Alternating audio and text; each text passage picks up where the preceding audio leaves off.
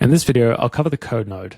The code node is incredibly powerful and flexible, and it's how you run custom logic inside a Runchat workflow. So let's just talk for a moment about the code node UI. By default, it is a code editor. In the bottom, you'll see a few different options. So we've got JavaScript, which will run functions. It's really good for like parsing any kind of custom data you might have inside of Runchat. There's HTML, which will generate web pages, apps, and components. We then have a few different options for plugins, and we'll go into more detail on how to use these CAD options alongside CAD in the next video. For now, let's just concentrate on these first two. So we'll select HTML. You'll notice that in the bottom here, we do have some settings, the ability to add or remove inputs from the input of this node, which is useful if we want to add custom data to this node. And then we also have the ability with HTML to flip between code preview and the HTML preview. So right now this is blank. Let's make something fun.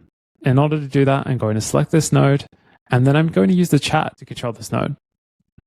So just to test this out, we're going to ask it to make a Three.js example app with some sort of colorful voxel grid. We're not being too specific about this, so let's see what we get from it. We're using Gemini 3 Flash. It has produced a voxel grid node based on that code node that I had selected. We'll just make that a bit bigger, and you can see we can pan around this. So this shows you at a very basic level how you can use chat with code nodes to produce interactive apps. If we flip this back, you can see that all the HTML and JavaScript code is visible here. Second part of this will be just generating some JavaScript. I'm going to close this chat and add a new node.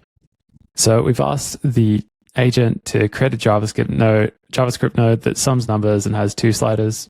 So you'll see that it's added two inputs, number A and number B, and then it's returning those two numbers summed. If we went into settings, we'll see number A and number B are here as strings. We could add a third number if we wanted by adding plus here, number C, and then you see that it is now visible as an input parameter on this code. We could do number A plus number B plus number C, but for now we will just go back in here and we will get rid of number C. If we do 5 plus 5, to execute this JavaScript, you just press the run button here and you can see that this has produced the sum of these two numbers. Now this is an incredibly simple example. The JavaScript node is powerful in how it can modify data in your workflows. So in Runchat, you can use HTML for interactive tools and previews, JavaScript for data wrangling, and CAD mode for building code that's executable in your CAD software. Next video, we'll build real scripts for Rhino using the chat agent.